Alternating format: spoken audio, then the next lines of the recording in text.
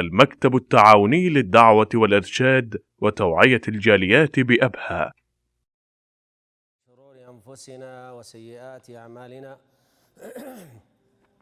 من يهده الله فلا مضل له ومن يضلل فلا هادي له، وأشهد أن لا إله إلا الله وأشهد أن محمدًا عبد الله ورسوله صلى الله عليه وعلى آله وصحبه وسلم تسليمًا كثيرا، ثم أما بعد. أيها الأحبة،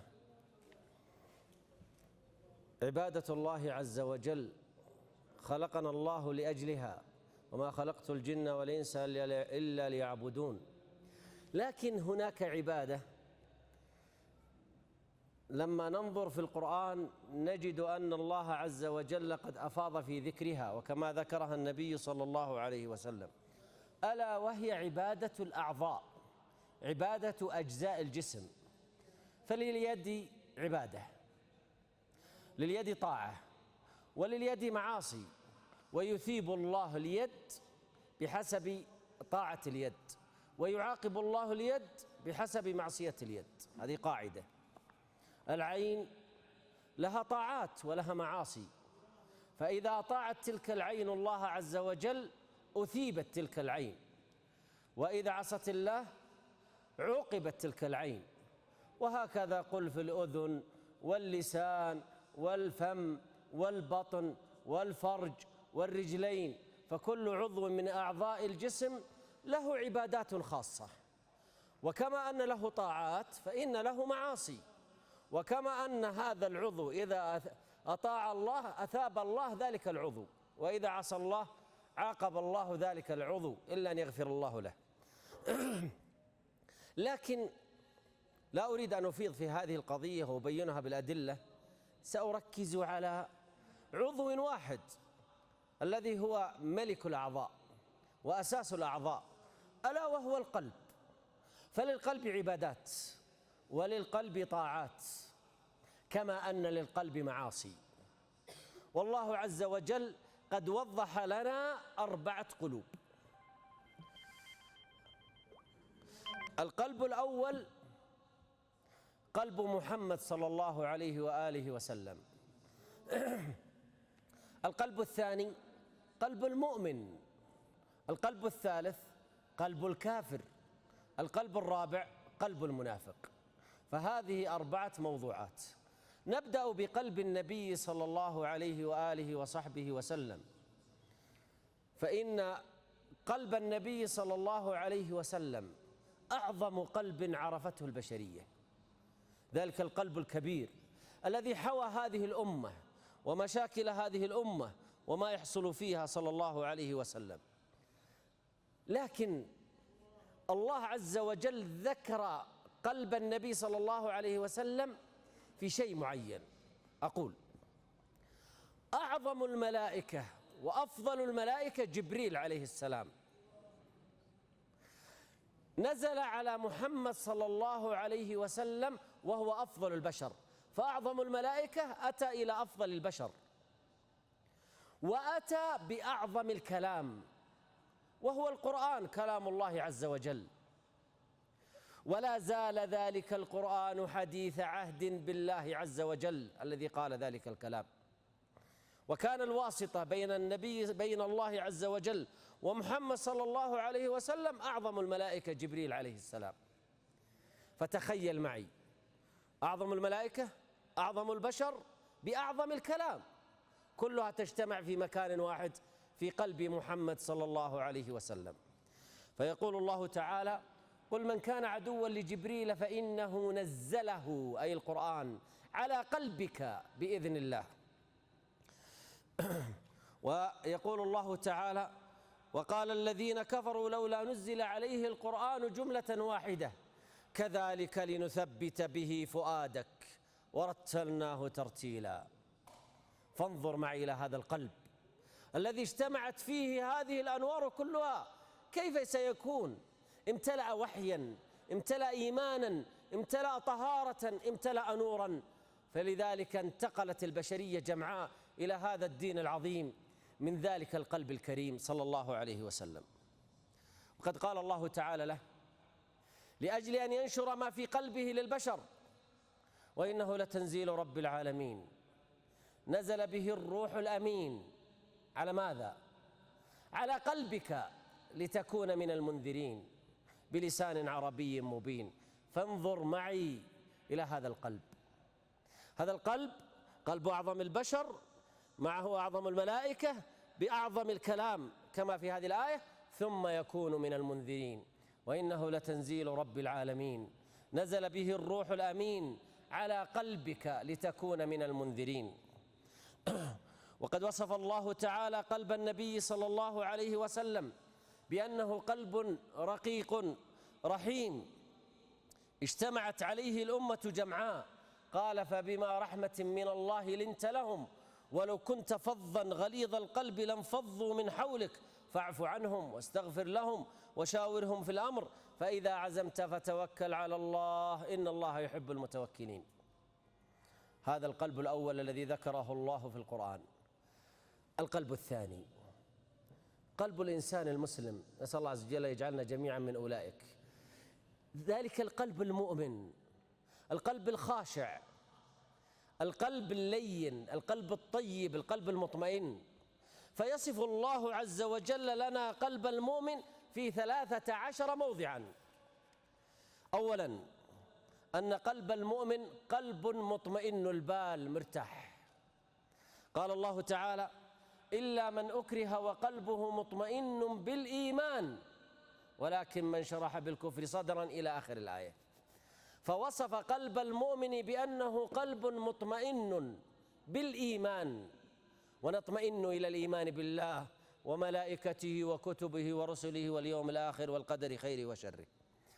قلب المؤمن قلب منيب، قلب أواب، قلب رجاع إلى الله عز وجل. قال الله تعالى في قلب المؤمن: من خشي الرحمن بالغيب وجاء بقلب منيب راجع خاشع لله عز وجل. قلب المؤمن قلب مهتدي، قلب المؤمن قلب قد هداه الله. يقول الله تعالى: ومن يؤمن بالله يهدي قلبه والله بكل شيء عليم. هذا قلب المؤمن. قلب المؤمن قلب ثابت على دين الله عز وجل، لا يزيغ ولا يبتعد عن دين الله ولا عن الله عز وجل. ولذلك يدعو المؤمن فيقول: ربنا لا تزغ قلوبنا بعد إذ هديتنا وهب لنا من لدنك رحمة إنك أنت الوهاب. قلب المؤمن قلب قريب من الناس، يألف الناس، يحب الناس، يحب الخير للناس. قلب يريد الخير للناس، يريد أن الناس يطيعون الله عز وجل ويقربون من الله، يريد للناس الجنة، فهو قلب يألف ويؤلف. قال الله تعالى: واعتصموا بحبل الله جميعا ولا تفرقوا واذكروا نعمة الله عليكم إذ كنتم أعداء، لما كانوا كفارا كانوا أعداء، فألف بين قلوبكم فأصبحتم بنعمته إخوانا إلى آخر الآية. وقال الله تعالى: وألف بين قلوبهم لو أنفقت ما في الأرض جميعا ما ألفت بين قلوبهم ولكن الله ألف بينهم. قلب المؤمن سادسا قلب المؤمن قلب وجل، دائما الخوف في قلبه، دائما يستشعر الخوف من الله عز وجل ويخشى من سوء الخاتمة، أن يختم الله له بسوء، فقد وجل قلبه، فإذا وجل لان. فانظروا معي، يقول الله تعالى: إنما المؤمنون الذين إذا ذكر الله وجلت قلوبهم. اهتزت تلك القلوب، اقشعرت تلك القلوب عند ذكر الله وعظمة الله وجبروت الله. إذا ذكر الله وحده، وقال: إنما المؤمنون الذين إذا ذكر الله وجلت قلوبهم وإذا تليت عليهم آياته زادتهم إيمانا. الثالثة: وعلى ربهم يتوكلون. طيب، إذا وجلت أصبحت طيبة، أصبحت لينة، أصبحت قريبة من الله عز وجل. يقول الله تعالى: الله نزل أحسن الحديث كتابا متشابها مثاني تقشعر منه جلود الذين يخشون ربهم ثم ماذا؟ ثم تلين جلودهم وقلوبهم إلى ذكر الله. نعم، القلب يوجل، القلب يقشعر، القلب يخاف عند ذكر الله عز وجل، إما خوف أو محبة، فإذا تذكر الله اهتز قلبه طربا لله عز وجل، أو رجاء لله أو خوفا من الله سبحانه وتعالى. إنما المؤمنون الذين إذا ذكر الله وجلت قلوبهم. وقال الله نزل أحسن الحديث كتابا متشابها مثاني تقشعر منه جلود الذين يخشون ربهم ثم ماذا؟ ثم تلين جلودهم وقلوبهم إلى ذكر الله. هذا القلب، قلب المؤمن، قلب إذا تمكن الإيمان منه غضب لله، لا يريد أحدا أن يعتدي على حرمات الله ولا على حدود الله، فتجده يغضب لله. ولذلك الله عز وجل قال ويذهب غيظ قلوبهم ويتوب الله على من يشاء والله عليم حكيم. قلب المؤمن، وهذه التاسعة، قلب فيه سكينة، فيه خشوع، فيه حضور لذلك القلب، فيه خضوع وخشوع لله عز وجل وطمأنينة. قال الله تعالى هو الذي أنزل السكينة في قلوب المؤمنين ليزدادوا إيمانا مع إيمانهم ولله جنود السماوات والأرض وكان الله عليما حكيما. هذا هو قلب المؤمن. عاشرا، قلب المؤمن قلب لا يحمل حقدا ولا حسدا ولا غلا ولا بغضا ولا كراهية ولا عداوة لمؤمن ولا لصادق، يحب للناس ما يحب لنفسه، يحب الخير للجميع هذا القلب. ولذلك من أدعيتهم كما ذكر الله تعالى فقال والذين جاءوا من بعدهم يقولون ربنا اغفر لنا ولإخواننا الذين سبقونا بالإيمان ولا تجعل في قلوبنا غلا للذين آمنوا ربنا إنك رؤوف رحيم. فانظر معي إلى الآية، لا تجعل في قلوبنا، يدعون الله والله يستجيب لهم، لا يريدون أن يحملوا حقدا لأنهم يريدون الله، ما يفكرون في الدنيا ولا متاع الدنيا الزائل، هم مع الله، ولذلك لا يحملون في هذا القلب حقدا على أحد ولا حسدا لأحد. فانظر ربنا لا تجعل في قلوبنا غلا للذين آمنوا. 11 قلب المؤمن امتلأ تقوى، امتلأ خوفا، امتلأ عظمة لله عز وجل. فيقول الله تعالى إن الذين يغضون أصواتهم عند رسول الله أولئك الذين امتحن الله قلوبهم للتقوى. وقال الله تعالى لا تجد قوما يؤمنون بالله واليوم الآخر يوادون من حاد الله ورسوله ولو كانوا آباءهم أو إخوانهم أو عشيرتهم أولئك كتب في قلوبهم الإيمان، فقلوبهم فيها إيمان وفيها تقوى. قلب المؤمن إذا أحب أو إذا تعلق قلبه بالله وحصلت تلك الصفات السابقة وجد لذة الإيمان، وجد طعم الإيمان، وجد هذه الروح التي ينتعش معها. ولذلك الله عز وجل قال ولكن الله حبب إليكم الإيمان وزينه في قلوبكم. فالله عز وجل يزين ويجمل الإيمان ويحببه في القلوب. قلب المؤمن قلب خاشع خاضع مستكين لله عز وجل. يقول الله تعالى ألم يأن للذين آمنوا أن تخشع قلوبهم لذكر الله وما نزل من الحق ولا يكونوا كالذين أوتوا الكتاب من قبل فطال عليهم الأمد فقست قلوبهم وكثير منهم فاسقون. أيها الأحبة، تتبعوا معي قلب المؤمن وحققه في حياتك بأعمالك، بصلاتك، بقرآنك، بطاعاتك، لأجل أن يتحقق لك ذلك القلب الذي وصفه الله للمؤمن. عسى الله أن يجعلنا جميعا منهم. ننتقل الآن إلى قلب الكافر. القلب الثالث قلب الكافر، وهذه هي معاصي القلوب.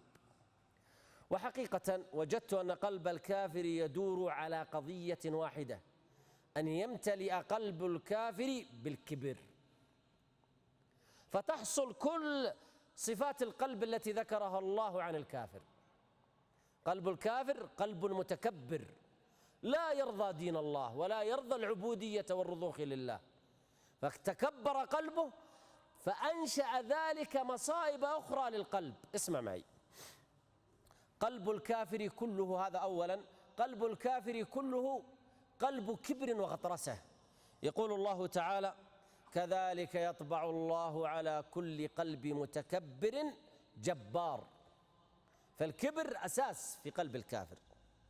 الصفة الثانية: قلب غافل عن الله، ولا يهمه الله ولا يهمه دين الله، بل يعادي الله ودينه.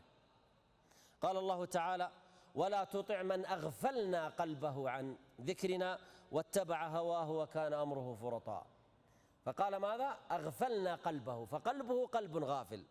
ثالثا: مختوم على قلبه بحب الهوى والتعلق بغير الله. قال الله تعالى: أفرأيت من اتخذ إلهه هواه وأضله الله على علم وختم على قلبه وسمعه وجعل على بصره غشاوة فمن يهديه من بعد الله أفلا تذكرون.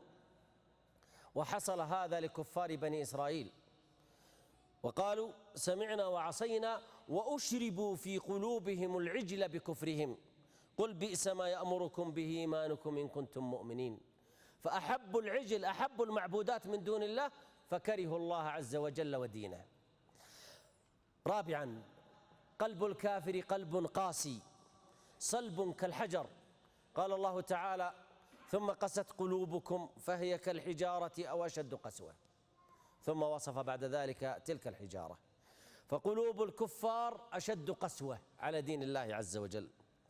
خامسا: جعل الله قلبه في غلاف، جمعه ثم جعل عليه سبحانه وتعالى غلاف، فلا يؤمن حتى ينشق ذلك الغلاف. قال الله تعالى: وقالوا، أي الكفار ومنهم بنو إسرائيل: قلوبنا غلف بل طبع الله عليها بكفرهم فقليلا ما يؤمنون. وقد تشابهت قلوب الكفار، تشابهت في الفساد وتشابهت في الضلال. قال الله تعالى: وقال الذين لا يعلمون لولا يكلمنا الله أو تأتينا آية كذلك قال الذين من قبلهم مثل قولهم تشابهت قلوبهم قد بينا الآيات لقوم يوقنون. سابعا: قلب الكافر لا يفقه في دين الله شيئا، فهو قلب ليس له فقه ولا فهم لدين الله. القلب الحقيقي وأصحاب الألباب أولو الألباب هم المؤمنون حقا. أما الكافر فمهما كان مبدعا في الدنيا لكنه لا يفقه دين الله عز وجل. قال الله تعالى: ولقد ذرأنا لجهنم كثيرا من الجن والإنس لهم قلوب لا يفقهون بها ولهم أعين لا يبصرون بها ولهم آذان لا يسمعون بها أولئك كالأنعام بل هم أضل أولئك هم الغافلون. ثامنا: قلبه قلب رافض متأب لكل خير، يرفض الخير، يعلم أن هذا خير ويرفضه. يأبى قلبه لأنه متكبر، فيأبى أن ينصاع لدين الله عز وجل وهو يعلم أنه الحق. قال الله تعالى: كيف وإن يظهروا عليكم لا يرقبوا فيكم إلا ولا ذمة يرضونكم بأفواههم. ماذا قال بعدها؟ وتأبى قلوبهم وأكثرهم فاسقون. فقلوبهم تأبى ولا تريد وترفض الخير. قلب الكافر قلب متنكر لكل فضيلة. قال الله تعالى: إلهكم إله واحد فالذين لا يؤمنون بالآخرة قلوبهم منكرة وهم مستكبرون. وما أنكر إلا أنه متكبر. عاشرا: قلب الكافر قلب قد ختم عليه وطبع بالكفر. قال الله تعالى: أولئك الذين طبع الله على قلوبهم وسمعهم وأبصارهم وأولئك هم الغافلون. 11: قلب الكافر قلب الله في الدنيا. نظرة قلب الكافر إلى الدنيا نظرة مادية بحتة، فلا يريد إلا الدنيا وشهوات الدنيا وجمال الدنيا ويترك الآخرة، فقد لها وسهى في الدنيا. وهذا مثال عليه فرعون، قال: أليس لي ملك مصر؟ انظر الميزات كلها قضايا دنيوية وكلها نظرة مادية إلى الحياة من فرعون كبير الكفار. أليس لي ملك مصر وهذه الأنهار تجري من تحتي، يعني من تحت قصوري، أفلا تبصرون أم أنا خير من هذا الذي هو مهين ولا يكاد يبين. فقلب الكافر قلب لاهي، لا يفكر في الآخرة، لا يفكر في عبادة الله، لا يفكر في الله عز وجل. قال الله تعالى: لاهية قلوبهم وأسروا النجوى الذين ظلموا هل هذا إلا بشر مثلكم أفتأتون السحر وأنتم تبصرون. 12، قلب الكافر قلب لا يعقل التفريق بين الحق والباطل. قال الله تعالى: أفلم يسيروا في الأرض فتكون لهم قلوب يعقلون بها أو آذان يسمعون بها فإنها لا تعمى الأبصار ولكن تعمى القلوب التي في الصدور. فهذا تنبيه للكافر ألا يكون قلبه أعمى. 13، الكافر يكره الدين، يكره الله، يكره الرسل، يكره الملائكة، يكره القرآن، يكره الدين ويكره الشريعة ويكره كل ما يمت إلى الشريعة. قال الله تعالى: وإذا ذكر الله وحده اشمأزت قلوب الذين لا يؤمنون بالآخرة. اشمأزت، كرهت، وانظر إلى العبارة، اشمأزت قلوب الذين لا يؤمنون بالآخرة وإذا ذكر الذين من دونه رياضة ولعب وفن وكلام فاضي إذا هم يستبشرون. 14، يمتلي قلب ذلك الكافر بالحمية الجاهلية، فتجده يهتم بالجوانب التي تخدم الجانب الجاهلي من فساد عقدي وسياسي واقتصادي واجتماعي وغيره. يقول الله تعالى: إذ جعل الذين كفروا في قلوبهم الحمية حمية الجاهلية. إذن 14 صفة من صفات الكفار مدارها على الكبر والتأبي. القلب الرابع قلب المنافق. وقبل أن نكمل، إذا تأثر القلب، إذا صلح القلب صلح باقي الأعضاء، والقرآن مليء بهذا في المؤمن.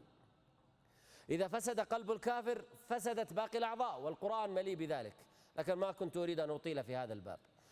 الرابع قلب المنافق، فإن المنافق يظهر للناس الإسلام ويبطن الكفر، فيحمل في قلبه الكفر، إن بنى على ذلك سلوكياته كلها من خلال قلبه، فالمدار على القلب. قلب المنافق باختصار شديد ونقطة واحدة ثم ينبني عليها الصفات. قلب المنافق نجس، إذن قلب المؤمن لين، قلب الكافر متكبر، قلب الكافر المنافق نجس وسخ. وانظر إلى نجاسة قلب المنافق في الآيات التي سأسردها لكم. أولا، قلبه مختوم عليه بالفساد والنجاسة. قال الله تعالى: ختم الله على قلوبهم وعلى سمعهم وعلى أبصارهم غشاوة ولهم عذاب عظيم. قلب المنافق لأنه نجس فهو مريض، والمرض مرض ماذا؟ مرض النجاسة والخبث والفساد، وقلب المنافق أسوأ من قلب الكافر. قال الله تعالى: في قلوبهم مرض فزادهم الله مرضا ولهم عذاب أليم بما كانوا يكذبون. فترى الذين في قلوبهم مرض يسارعون فيهم يقولون نخشى أن تصيبنا دائرة. ويقول الله تعالى: لئن لم ينتهي المنافقون والذين في قلوبهم مرض والمرجفون في المدينة لنغرينك بهم ثم لا يجاورونك فيها إلا قليلا ملعونين أينما ثقفوا أخذوا وقتلوا تقتيلا. ويقول الله تعالى: أم حسب الذين في قلوبهم مرض ألا يخرج الله أضغانهم. قلب الكافر ثالثا قلب زائغ من كل خير، فأما الذين في قلوبهم زيغ فيتبعون ما تشابه منه. شوف النجاسة كيف، فيتبعون ما تشابه منه ابتغاء الفتنة وابتغاء تأويله وما يعلم تأويله إلا الله، والراسخون في العلم يقولون آمنا به كل من عند ربنا وما يذكر إلا أولو الألباب. قلب المنافق ذلك القلب الوسخ قلب كذاب، قلب مماري. قال الله تعالى: يقولون بأفواههم ما ليس في قلوبهم والله أعلم بما يكتمون. قلب المنافق قلت لكم أنه قلب نجس. قال الله تعالى: فأعرض عنهم إنهم رجس. اسمع معي، يقول الله تعالى عن قلب ذلك المنافق أنه قلب نجس وسخ، يقول عنه: أولئك الذين لم يرد الله أن يطهر قلوبهم لهم في الدنيا خزي ولهم في الآخرة عذاب عظيم. فبقوا على نجاستهم. قلب المنافق سادسا مع نجاسته وخبثه قد غطي. اسمع معي: ومنهم من يستمع إليك وجعلنا على قلوبهم أكنة أن يفقهوه وفي آذانهم وقرا. قلب المنافق قلب متشكك، قلب مرتاب، قلب لا يعيش مع هؤلاء ولا مع هؤلاء، فهو ضائع كالشاة العائرة بين الغنمين. يقول الله تعالى: إنما يستأذنك الذين لا يؤمنون بالله واليوم الآخر وارتابت قلوبهم فهم في ريبهم يترددون. وقال الله تعالى: لا يزال بنيانهم الذي بنوا ريبة في قلوبهم إلا أن تقطع قلوبهم والله عليم حكيم. قلب المنافق قلب ضال فاسد. قال الله تعالى: فأعقبهم نفاقا فين؟ في قلوبهم، فأعقبهم نفاقا في قلوبهم إلى يوم يلقونه بما أخلفوا الله ما وعدوه وبما كانوا يكذبون. قلب المنافق، وهذا عاشرا، قلب قد جمع ثم طبع عليه بطابع، وضع عليه ختم، ما ينفك هذا الختم إلا برحمة الله وفضله. قال الله تعالى: رضوا بأن يكونوا مع الخوالف وطبع على قلوبهم فهم لا يفقهون. فقلب المنافق لا يفقه. وقال الله تعالى: إنما السبيل على الذين يستأذنونك وهم أغنياء رضوا بأن يكونوا مع الخوالف وطبع الله على قلوبهم فهم لا يعلمون. قلب المنافق مصروف عن كل خير. اسمع معي: يقول الله تعالى: وإذا ما أنزلت سورة نظر بعضهم إلى بعض. إذا نزلت السورة يبدون يطالعون بعض: هل يراكم من أحد؟ ثم انصرفوا. ماذا قال الله بعدها؟ صرف الله قلوبهم بأنهم قوم لا يفقهون. وإذا صرف الله قلوبهم فلا فائدة منهم. فهو قلب فاسد، أثر ذلك على أجسادهم، أثر على ألسنتهم، على آذانهم، على أيديهم، على صدورهم، على جميع جسدهم. وسبحان الله، من عجيب ما في القرآن أنه بين لنا خبث ونجاسة ووساخة قلب المنافق وبين لنا ظاهره. فقال: أما أجسامهم فجميلة. قال الله تعالى: وإذا رأيتهم تعجبك أجسامهم. انظر معي إلى الآية: تعجبك أجسامهم، يعجبك. وأيضا عندهم لغة راقية جدا، لغة أدبية ممتازة، يعجبك كلامه جميل لكنه وسخ من الداخل. قال الله تعالى: ومن الناس من يعجبك قوله في الحياة الدنيا ويشهد الله على ما في قلبه وهو ألد الخصام. طيب أعمالهم وسخة زي مثل أقوالهم. وإذا تولى سعى في الأرض ليفسد فيها ويهلك الحرث والنسل والله لا يحب الفساد. والله عز وجل يقول: وإن يقولوا تسمع لقولهم. إذا كان محمد صلى الله عليه وسلم لو قالوا سمع لقولهم فكيف بي وبك؟ فينتبه الإنسان من أن ينجرف وراء المنافقين في كلماتهم. أيضا يرزقهم الله أموالا ويعطيهم أولادا، فتجد في جسمه جميل، في منطقة ولسانه رائع، تجد عنده أموال وأولاد. قال الله تعالى: فلا تعجبك أموالهم ولا أولادهم إنما يريد الله ليعذبهم بها في الحياة الدنيا فتزهق أنفسهم وهم كافرون. انظر معي: مال وولد ومنظر وشكل وأيضا لسان جميل جدا، هذه صفاتهم الخارجية جميلة ورائعة، لكن صفات القلب وسخة ونجسة. هذا التناقض الموجود في حال المنافق، لأنه أظهر الإسلام وأبطن الكفر، فناسب ذلك ما ذكرته لكم. أيها الأحبة، هذه القلوب الأربعة علينا كلنا أن نبحث عن قلب المؤمن ونبتعد عن قلب الكافر والمنافق أن نقع فيها. وأحب أن أنبه: منهج القرآن أنه يحاكي ما في داخل النفوس، يناقش ما في دواخل القلوب. لا يتحدث القرآن عن الظواهر. الظواهر هذه كلنا نتقنها، أنتم جالسين أمامي الآن، هذا ظاهر، لكن ما في قلب كل إنسان هذا لا يعلمه إلا الله. ولذلك جاء القرآن لكشف الحقيقة الأصلية. الحقيقة هي ما في القلوب، ما في النفوس. وانظروا معي في سورة الأنفال معركة بدر، في سورة آل عمران معركة أحد، في سورة الأحزاب معركة الخندق، في سورة التوبة معركة تبوك. ارجعوا لها، ارجعوا أيضا سورة الحشر وغيرها، ارجعوا لهذه الصور وانظروا كيف القرآن يحكي لك ما في نفوس أهل المعركة. لا يتحدث أن انتصر المسلمون، أن هزم الكفار، أو العكس، قتل فلان ومات فلان وطلع فلان وهذا فوق الجبل وهذا من هنا وهذا يرمي بكذا وهذا يفعل كذا. هذا شغل كتب السيرة. أما القرآن فلا يتحدث عن هذه أبدا، عن دواخل النفوس. وكذلك في القصص القرآنية وما أكثرها، وأمثال القرآن وما أكثرها، كلها تتحدث عن الجانب النفسي. وهذا يدلك على تميز القرآن، وأن هذا كلام الله عز وجل، ويحدثك بما في القلوب كما ذكرت لكم في هذه الصفات. طبقها، ستجد أنها طبقت على الكثير. أسأل الله عز وجل أن يجعل قلوبنا نيرة طيبة طاهرة، وأن يوفقنا وإياكم إلى ما يحبه ويرضاه، وأن يرزقنا العلم النافع والعمل الصالح.